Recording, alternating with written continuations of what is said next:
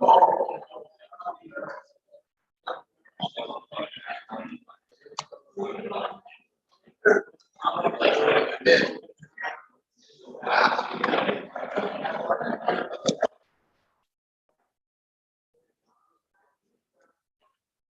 right, if you all don't mind, I'm going to start us a little early because we've got a very busy meeting. So, welcome to the Rotary Club of Florence, serving all Boone County. If I could have Marcus come up to do our pledge, prayer, and four-way test. Good afternoon, Rotarians. Let us pray. Help us today to see our opening prayer as conversation, really believing you hear us and care about what we say. Remind us that you are a perfect Father who listens carefully to his children and desires the very best of us. We thank you for this family of Rotarians to which we belong and ask that you bless us as we meet here together. We also ask that you give safety to those Florida Rotarians facing Hurricane Ian this week. Amen. Pledge allegiance to the flag, please.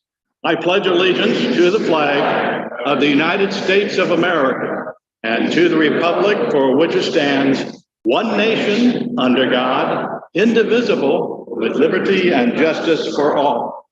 The four-way test. The first, second, third, and fourth.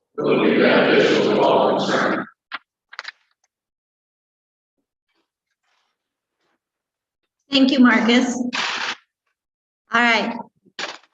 For announcements, I want to remind everyone that this Friday, September 30th, is the annual golf outing, and this event is vital to helping our club raise funds for our student scholarships, which I know from personal experience are very much needed. College is expensive. Oh, I forgot. Where's Sean? Is Sean here? I'm sorry, Sean, I missed you. You can talk about the golf outing if you want. All right. Yes, thank you, Carrie. We have our golf outing on Friday, raising funds for schools. Going to have another beautiful day out at Hickory 6 Golf Course. And looking forward to having everybody out there. If you need to see me, I'll be over this way. And I have my money bag man with me, Leon, today. So we're good to go. So that's good. We have visitors today. We have Tony Kantz Tatum. Tony, welcome. And food's good? Okay. Yeah, there you go. Sorry to do that to you. Our buddy Dale Alfords is with us. Where's Dale? Dale's over here. Okay, welcome back, Dale. Thank you for being here. And Tammy Blevins. There you go. Hey, Tammy. Tammy, what do you do?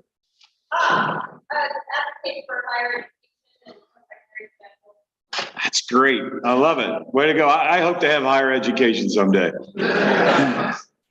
But no, great sports weekend. Bearcats, the Wildcats, and the Big Cats on Sunday. So we got to win, and we got the Thursday night football. So we'll have the national TV here. So we all have to dress up and be really good and play well.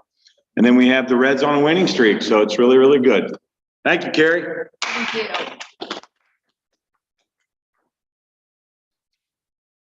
So as a reminder, our third quarter partner that we collect funds for is New Perceptions.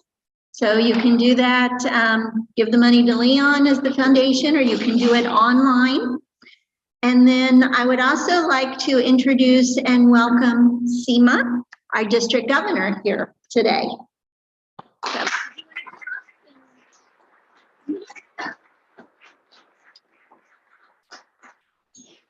I know you're trying to eat. Well, good afternoon. It's great to be here today. You have a beautiful location. You have a very vibrant club. Neville keeps me up with all the activities that you do with your newsletters. But really, my memories of this club go back many years ago when Dennis McAvoy became your district governor, and I visited a couple of times, and my husband Rakesh was the district governor right before Dennis McAvoy. So I have very nice fond memories of this club. I have a few minutes because I'm sharing the time with another invited guest today. So I'm going to try and just focus on some very key points today. First of all, I'm going to bring you up to date with our flood efforts. As you know, of course, when I started my year, I never thought I was going to be the disaster relief governor. We didn't have a plan, and all of a sudden, overnight, we were hit with disastrous flooding in eastern Kentucky. And it really devastated parts of our region, like devastation we've never seen before, almost floods, like we call it 100-year flood. 39 people lost their lives. And we did not have a disaster plan in our district, 6740. We did not have a disaster relief committee in our district. But within 3 days, we put together a committee. And in fact, our district Rotary Foundation chair, Rakesh, PDG Rakesh, agreed to chair that committee. And we sent out a call to action. Being a governor from Pikeville, which is smack in the middle of flood-affected areas, worked to our advantage, because when I put the call to action, I really honestly didn't expect the kind of relief that was going to come in. Rotarians from all over the country sent donations, and we have to date, as of yesterday, raised close to a little over $260,000. It is amazing.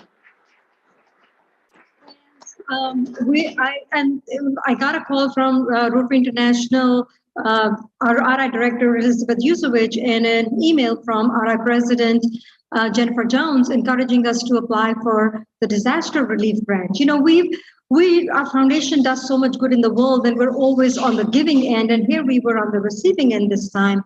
So Sunday night, we applied for the grant, and believe it or not, under 3 days, RI approved our $25,000 district disaster relief grant.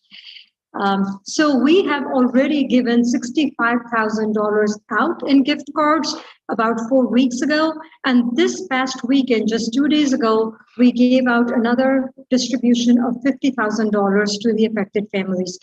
Pikeville Rotary Club Rotarians are actually going to the sites, to the shelters, and we're going door to door to do this distribution. Our next round, which is coming up very soon, is exclusively going to be a $100,000 relief for school-going children that have been affected by the floods.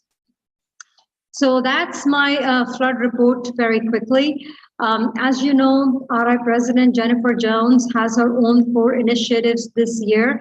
And one of her initiatives is for empowering girls. And I am very proud to see that Carrie, your president, Carrie, has put in for a district grant for supporting Empowering Girls project. And I think you're putting up a great project. It sounds like a great STEM project with Girl Scouts, and we're really looking forward to that project. We are asking all the clubs to think of diversity in membership.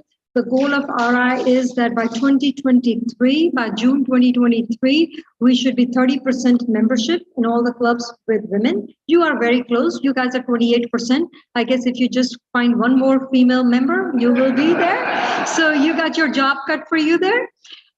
We're asking also, as you know, you are one of those clubs that when I hear from Dennis or from PDG Dale Elifritz or from Rakesh that how you used to be a much larger club. The story is the same all over our district. We have dropped our membership from close to 1,600 to 1,350 or something like that.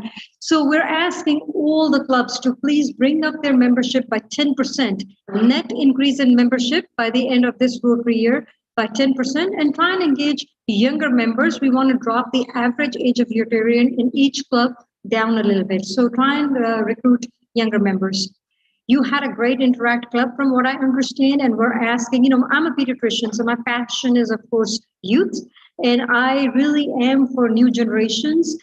We already started 3 new Interact Clubs in our district, and I would highly, highly encourage you. You have Julie from the board, you have the superintendent in your club. I mean, what else do you need? You just need to bring your Interact Club back full force, and I hope that you guys do that this year. No pressure, but just bring it back this year.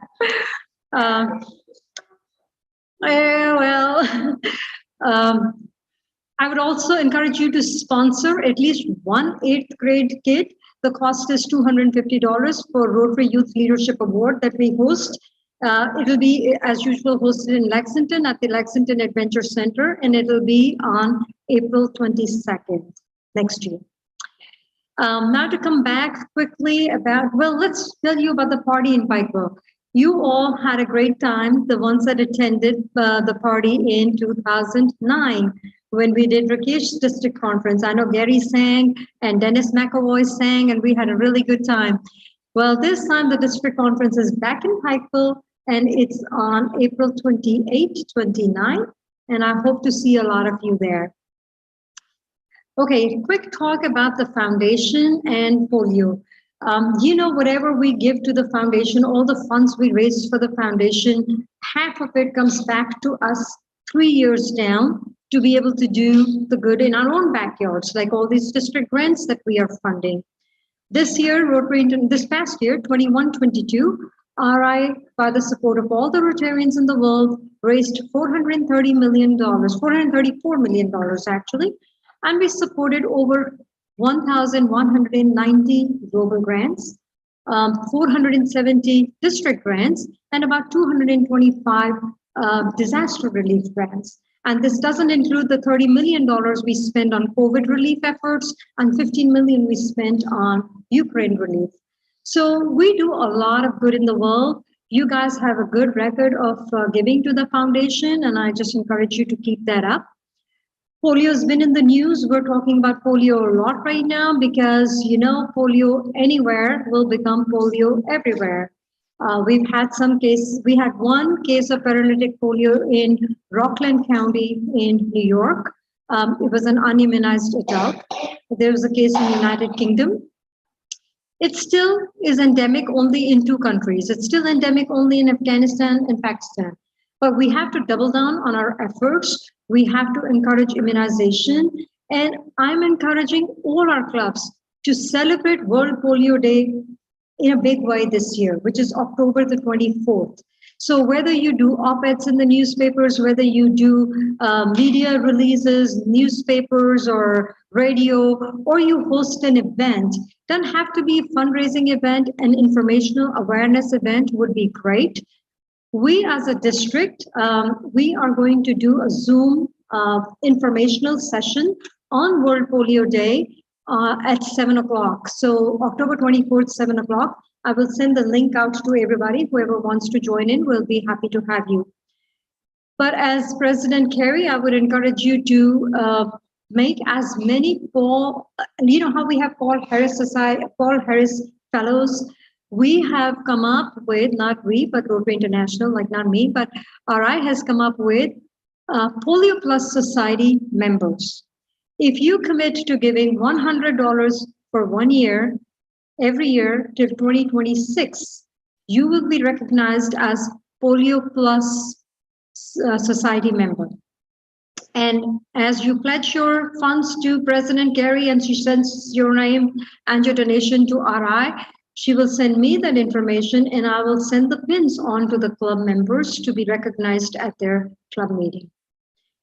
Our goal for polio donation this year is about $30 per member from each club. And I'll tell you that's very important because every year we're immunizing about 430 million children that have to be immunized every year. The new children that are being born, the children that are in the cities to be immunized. It costs about $3 to immunize a child completely against polio. But it costs us over $100 million in surveillance just to be looking and genetically identifying these viruses and the strains where they're coming up all around the world. Bill and Melinda Gates have fortunately given us a 2-to-1 match. They will match our $150 million if we raise by $300 million. So we max out at our $450 million fundraising. So just to hit that goal is where we're asking everybody to strongly consider contributing for polio. And we really need to cross that finish line by 2026. So we hope to have a legacy of polio-free world that would be a legacy of Rotary International. I'm very proud to be a Rotarian.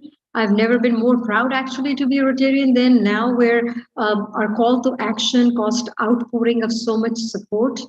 I think our vision statement rings so true that we are people that unite across the globe to create an everlasting change in our communities and in ourselves. Thank you for having me.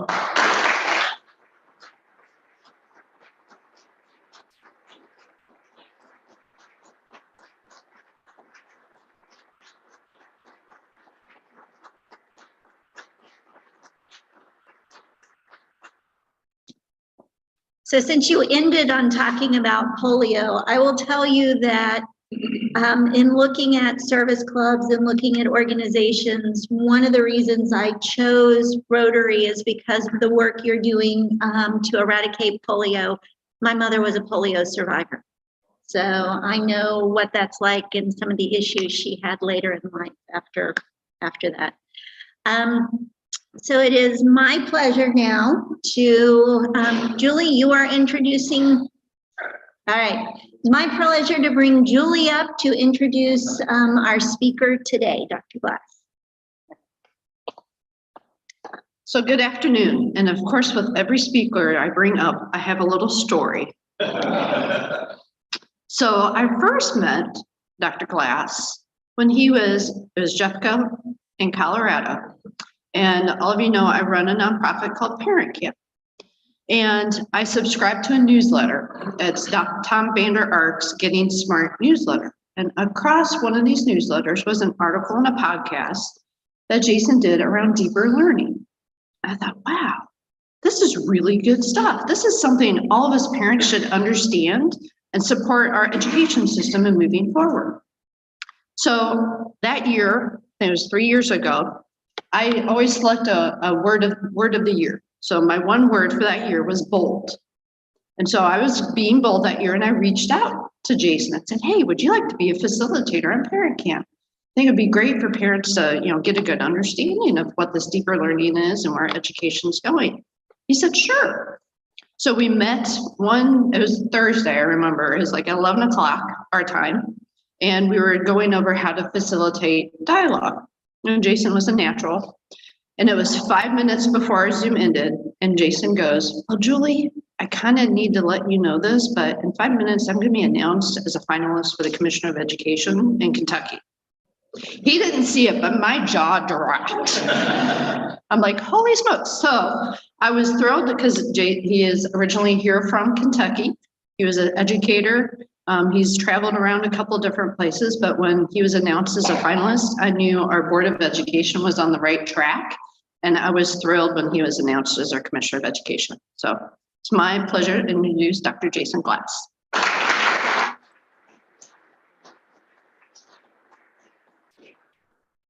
Thanks for the kind introduction, Julie. It's wonderful to be here with all of you. And I have visited a lot of Rotaries, and few of them have a facility as nice as what you have here. So I had a chance to walk around this. So hats off to the city of Florence as well for having this facility. I can't tell you how many Rotaries I have talked to. Most of them happened in the state of Iowa.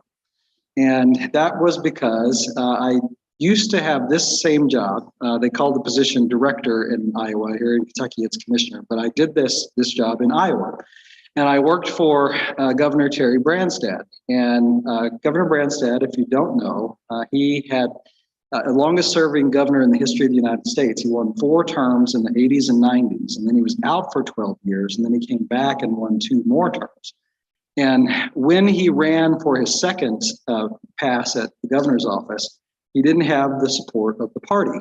And so what he did was go around the state of Iowa and visit with every Rotary that he could. And so that was a piece of advice that he gave me, is go out and meet with the Rotaries in every community that you can, because the movers and shakers, the people that are really influential in your communities, that's where they're going to be, and make sure that you connect with them.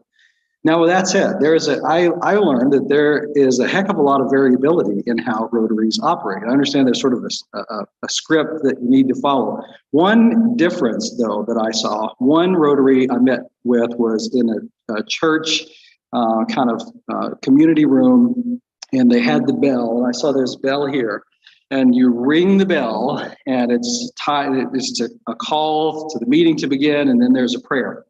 And then a week later, I met with another Rotary, and it was in a bar. And they rang the bell. If you rang the bell, you had to buy everybody a shot. So there's a lot of difference. Yeah. Seema, I don't know if that's included in the order of how you're supposed to run a Rotary, but there are differences from community to community. But it's wonderful to be here with you. I'd like to just ask you to think for a minute about a powerful learning experience you had in your life. So that can either be something that you learned in school, it could be something that you learned outside of school, something that you learned as a student or as an adult. Just think about something that you learned in life that was meaningful and had an impact on you. So think about that quietly for about 30 seconds, and then I'll ask you to talk with the people around you. So just think about that for 30 seconds.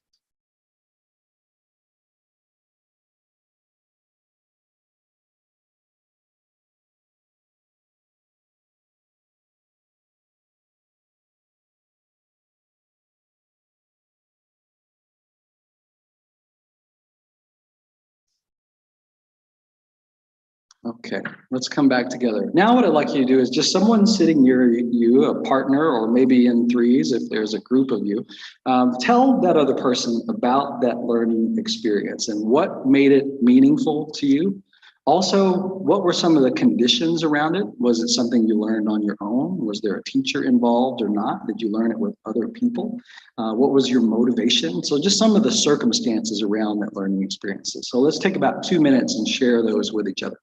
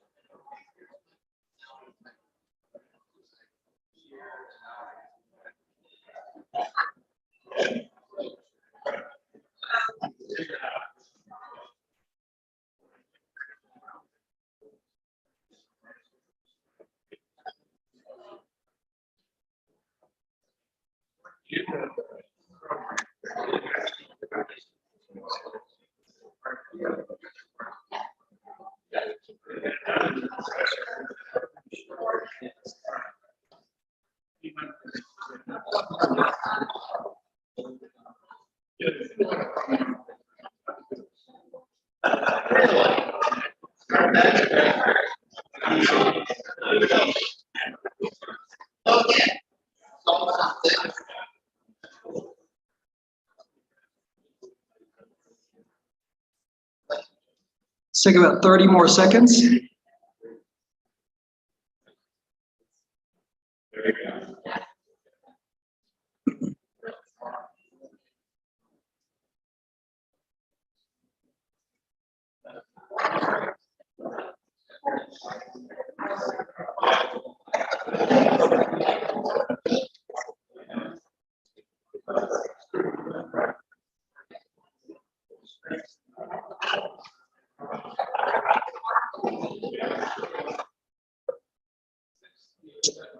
Great, let's come back together in 5, 4, 3, 2, 1.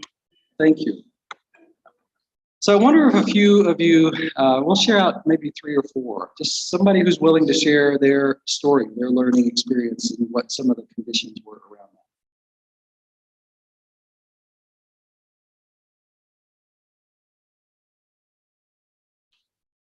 Thank you. So I was explaining how I am from Ohio and I grew up in the public school district. And when I went away to college after my university, in my freshman year, I went before my class. And it, the very first quarter that I was there, I saw how these girls hadn't learned how to live. Hadn't learned things that I thought were basic concepts that everyone. But how did this happen? I needed to make a disconnect. And simultaneously, I felt very bad for them. And very grateful for myself, not to sound selfish, but I'm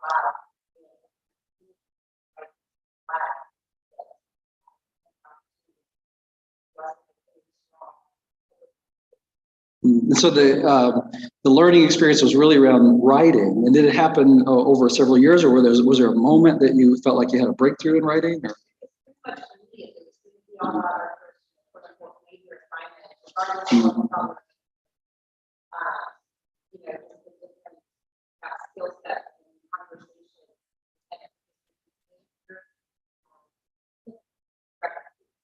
What I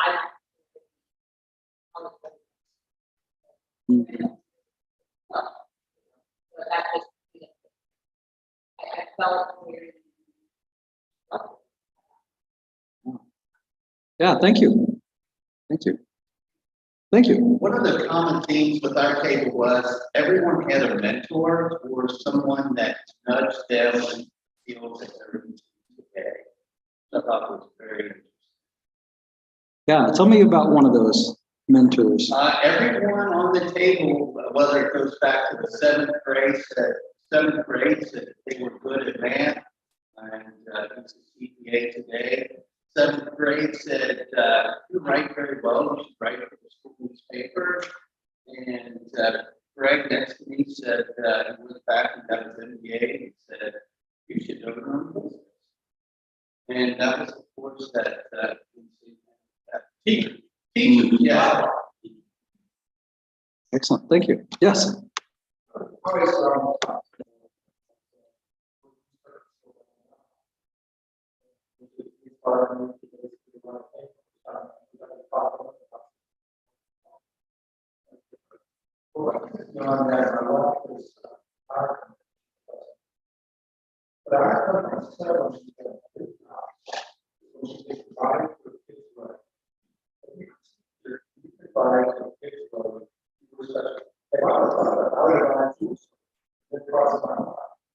But I, all inspiration,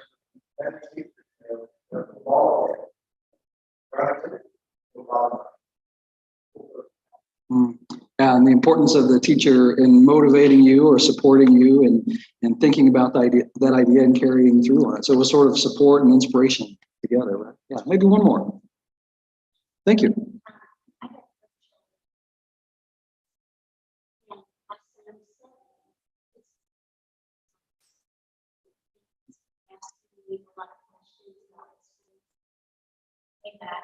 Right.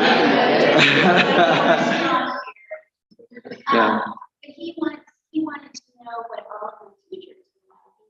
It's really interesting because I was able to get it, especially on this was one of my favorites. This one's not. This one's great.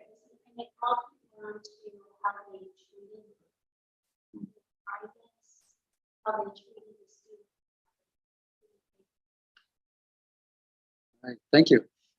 So some of the things that emerged from the examples that you shared, one big idea that came forward was the importance of that mentor or teacher and how that person could serve in an inspirational capacity or maybe see something in you that you didn't see in yourself at that moment, and the importance of that relationship, that We often learn from and with people who we know care about us and how important that is. And just thinking about the experiences that our kids had during the pandemic, we saw what happens when that's not as present, when the relationships aren't as strong, the declines and outcomes that we're seeing as a result of that, how important those relationships are. We're really now seeing the full effect of that.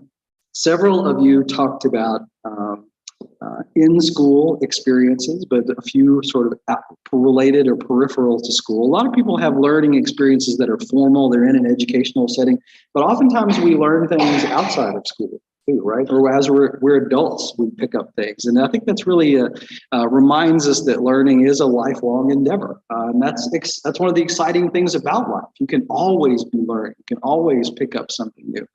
That's one of the things that makes life fulfilling. Learning also can be something that's social. Oftentimes in school, it is something that's social, although there's plenty of activity and work that you have to do on your own.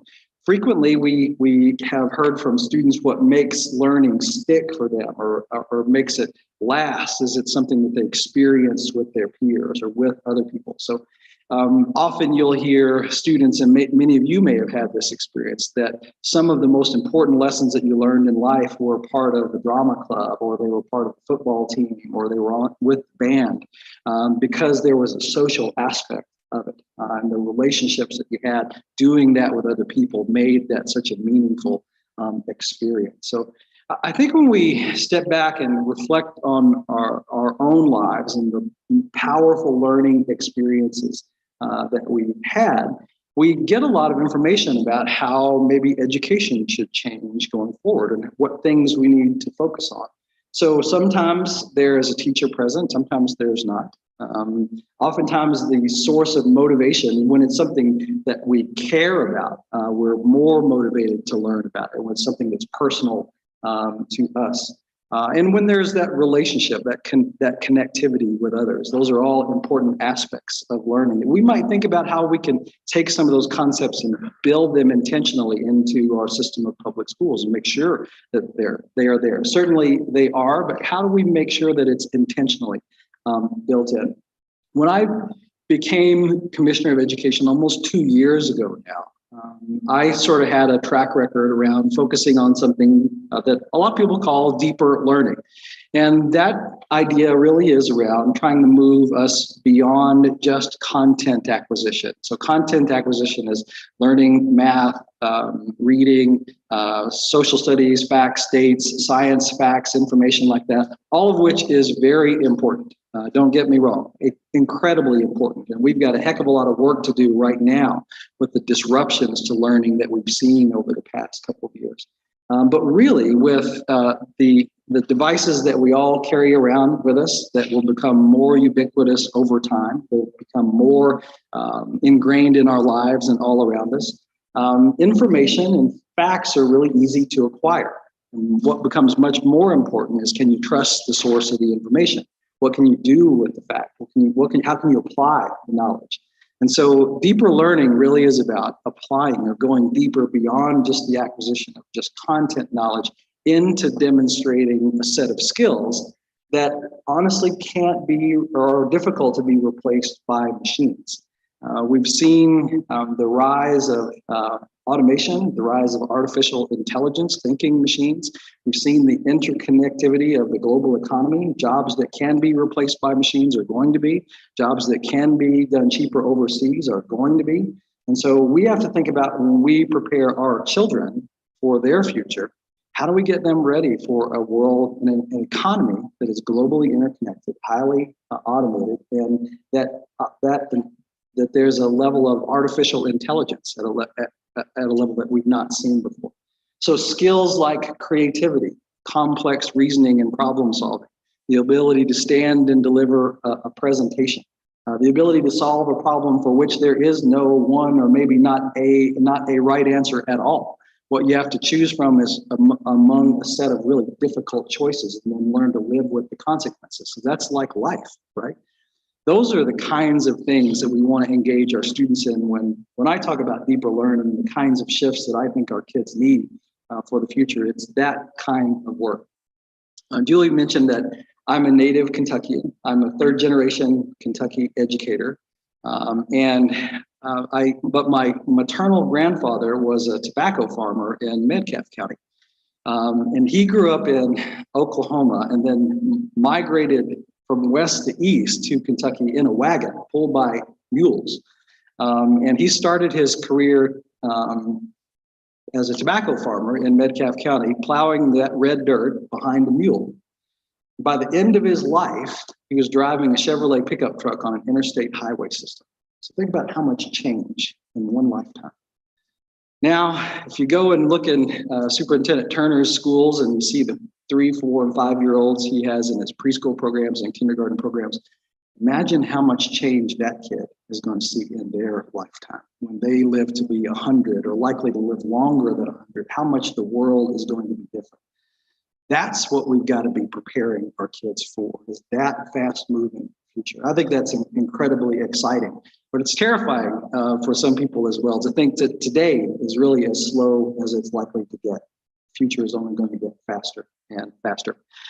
As I came into this role 2 years ago, I didn't bring in a script or a strategic plan and drop it on Kentucky and say, here's exactly what we were going to do. What we did instead was we listened to Kentuckians. We held a series of listening tours around the state. We had around 1,200 people participate in those. And we used an empathy interviewing technique, which means that we asked questions about people's experiences and wrote down everything that they said. And so we asked them questions about, tell us a time that you learned something meaningful to you, and what were some of the circumstances around that, just like the question that I gave you. Tell us about a great teacher that you had in your life, and what were some of the things that made them a great teacher. Tell us about a time you received feedback or information that helped shape and improve you as a person or the work that you do. And so we heard all of those stories. So out of those 1,200 interviews that we conducted, we pulled together a group of Kentuckians from across the state to analyze all of that data.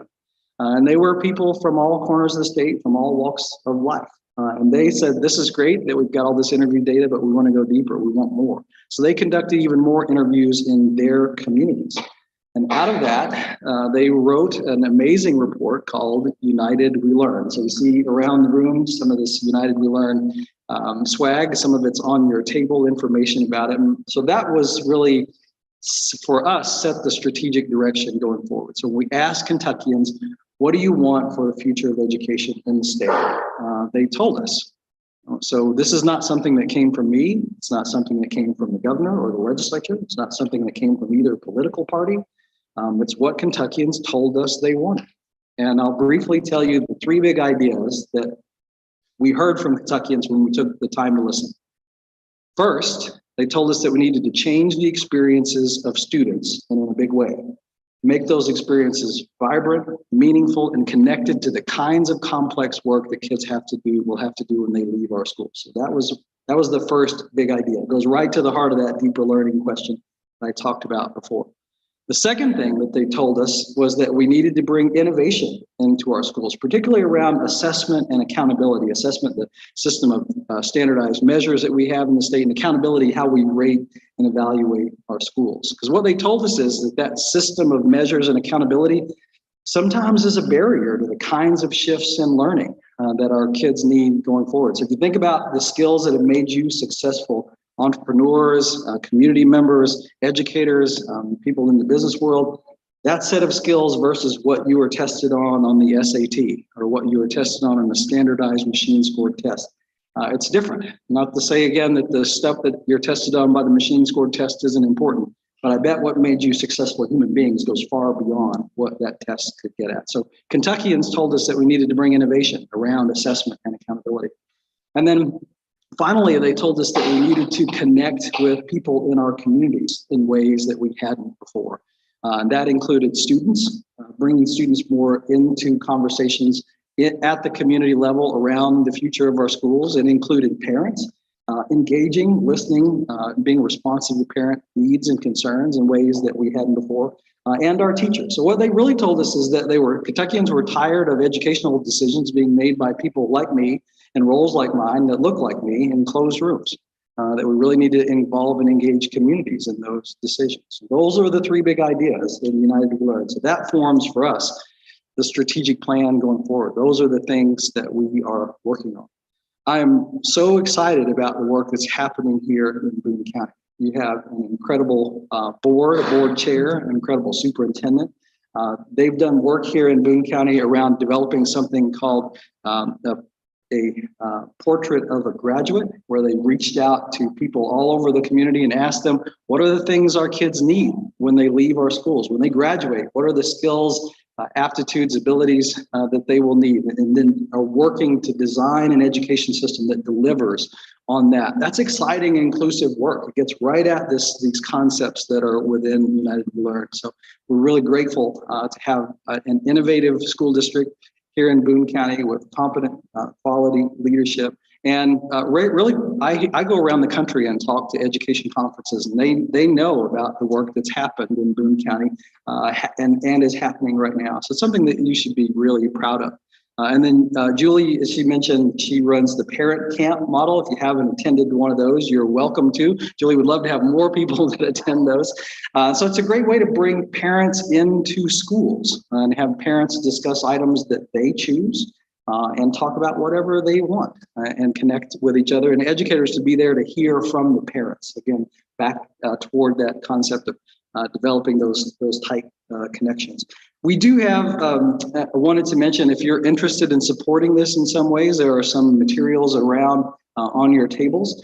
We could, I think, follow up with the email distribution group for this meeting. We are pulling together a United We Learn Council that will provide strategic guidance to the state and the Department of Education and myself on this effort going forward. So if you're interested, we'd love to have you be part of that. We'll try to do everything we can to make those convenient meetings for you and virtually or in person, a combination of that. But it's an opportunity for you to stay engaged if it's something that you're passionate about. I'll wrap up and hope to get just a few minutes of questions with you. We have a few minutes left. I know that there was some interest in sort of what's happening in Eastern and Western Kentucky and some of the flood and tornado impacted districts that we've had.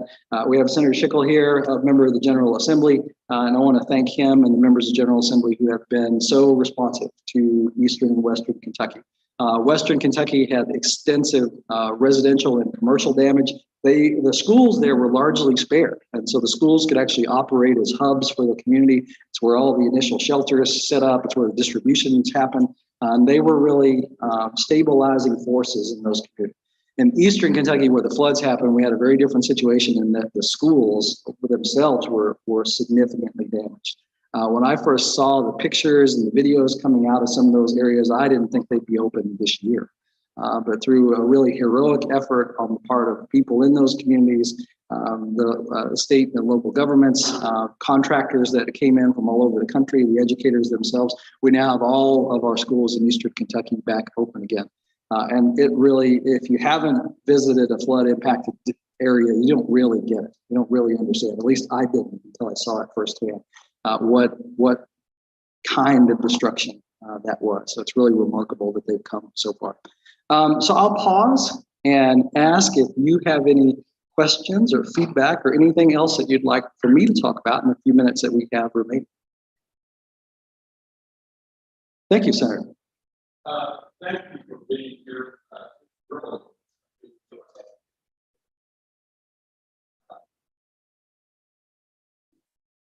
So, last session we had,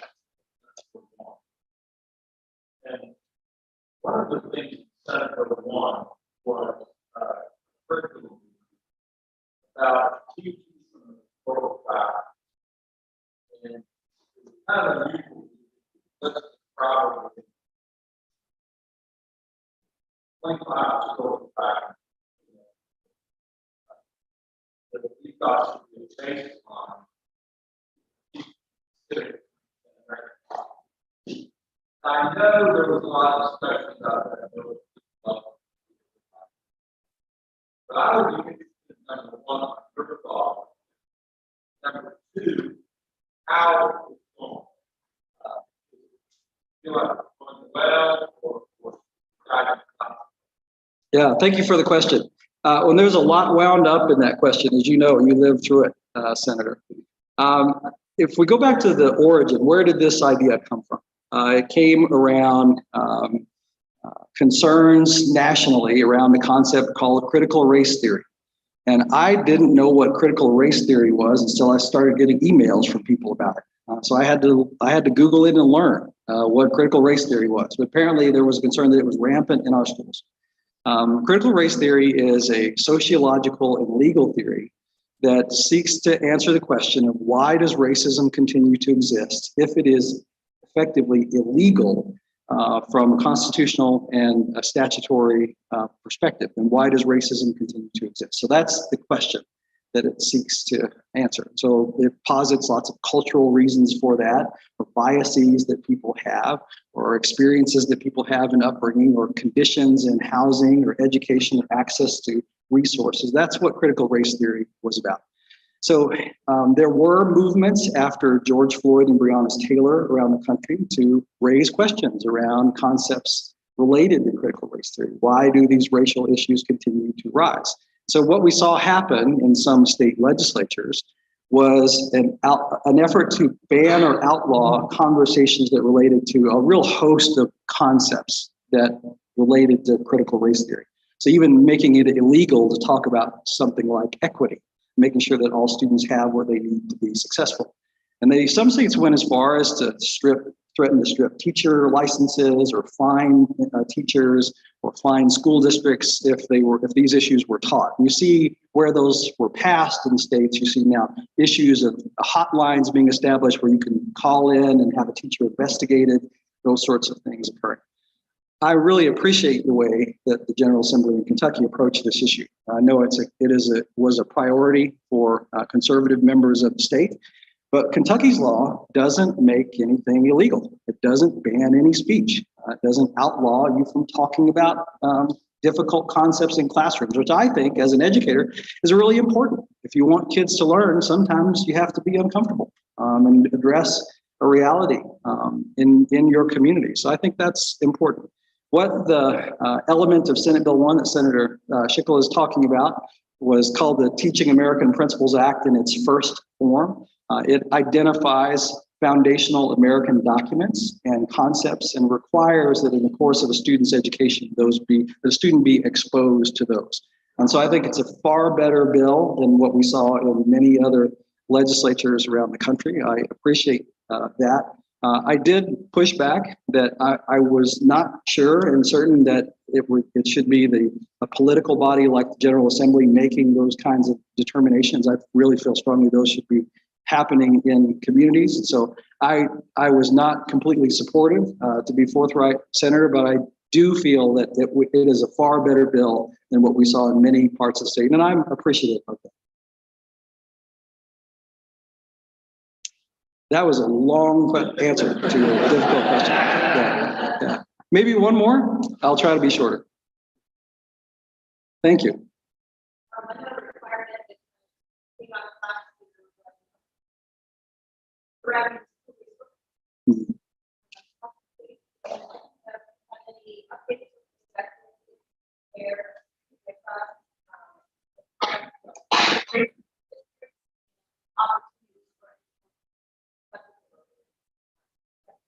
Yeah. Most of our school districts in Kentucky already have school resource officers, and Kentucky's done a nice job with Senate Bill 1 from a few years ago that established a system of school safety across the state. So our state is in better shape than many other areas. And again, thank you to the legislators who put that structure in place. This past year, a law was passed to require a school resource officer on every campus in the state. I have worked in Jeffco, Colorado, which included Columbine High School, and has actually had 3 school shootings in its history. And so our district, where I was superintendent, we invested heavily in school resource officers, and I think they can be incredibly effective. The challenge with what Kentucky did in the last session is they required school resource officers, but they did not provide an appropriation to pay for them. And so schools have to choose, they have to make a wicked choice between doing without something like a counselor or a position so that they can pay for the school resource officer, or they partner with the local law enforcement agency to do it. or they can appeal to the state school safety marshal for an exemption because they don't have the resources. So again, I think most of our school districts have school resource officers or are working toward that, but really do have a structural issue with an unfunded mandate on this issue that I'm concerned about. So what can Rotaries do? I think school districts would be hesitant to accept donation money to help pay for that, because as soon as the donation goes away or the group becomes disinterested in paying for that any longer, the district still has an ongoing expense. So the districts really need to find an ongoing way to pay for that out of their own budgets. And I think I'm getting the hook. So thank you very much for your time and attention.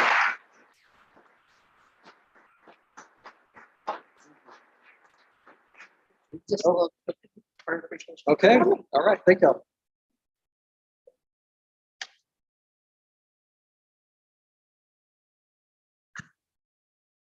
All right, as a reminder, our next meeting is Monday, October 3rd, where we will hear from Jennifer Inman about Kentucky Financial Empowerment Commission.